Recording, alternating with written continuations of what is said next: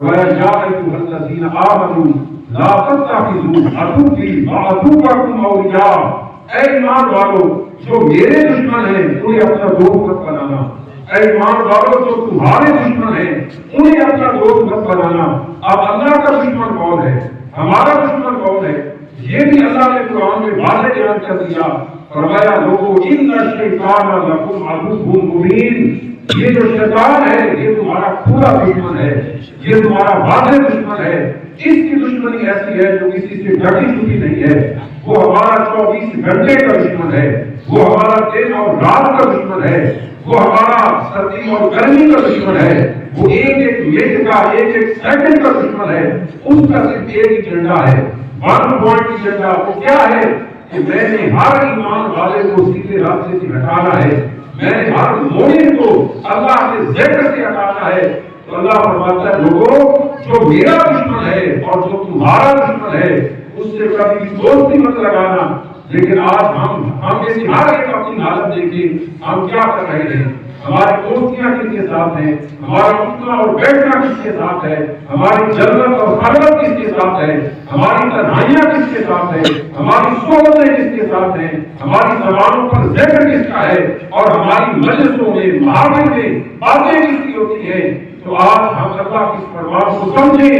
اللہ منع کرتا ہے ایمان والو جو میرا دشمن ہے، جو تمہارا دشمن ہے، اسے کبھی بھی اپنا دوست مت بنانا۔ اور اللہ تعالیٰ نے ایسے لوگوں کا ذکر کیا جنہوں نے اللہ کا اس کے رسول کا ذکر چھوڑ دیا، جنہوں نے اللہ کو اس کے رسول کے راستے کو چھوڑ دیا اور ظالم لوگوں کی صحبت اختیار کر لی، برے لوگوں کی مجلسوں میں بیٹھ گیا۔ اللہ تعالیٰ فرماتے ہیں کہ قیامت کے دن اس کی حالت کیا ہوگی؟ فرمایا یوم یعض الظالم علی یدیہ، فرمایا قیامت کے دن ایک بندہ اپنی انگلیاں کاٹے گا، اپنی انگلیاں چبائے گا، یقول اور وہ کہے گا یا لیتنی اتخذت مع الرسول سبیلا، کاش میں نے دنیا کے اندر رسول کے راستے کو اپنایا ہوتا، کاش دنیا میں اس راستے پر چلا ہوتا جس راستے پر اللہ کا رسول چلا تھا۔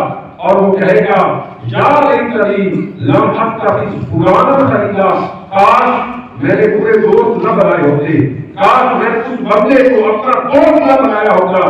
لقد اضلنی عن الذکر بعد اذ جاءنی، جس نے اللہ کا ذکر میرے پاس آ جانے کے بعد مجھے اس ذکر سے غافل کر دیا، جس نے مجھے اللہ کے ذکر سے روک دیا، کاش میں نے ایسے بندے کو اپنا دوست نہ بنایا ہوتا۔ تو قیامت کے دن افسوس کرنے سے پہلے اللہ نے دنیا کے اندر ہمیں بتا دیا کہ اس دن انسان افسوس کس پر کرے گا۔ تو آج ہم اللہ کے ذکر کو اپنی زندگی کا حصہ بنائیں، جو اللہ کا ذکر کرنے والے ہیں ان کی صحبت کو، ان کی مجلس کو، ان کے راستے کو اختیار کریں۔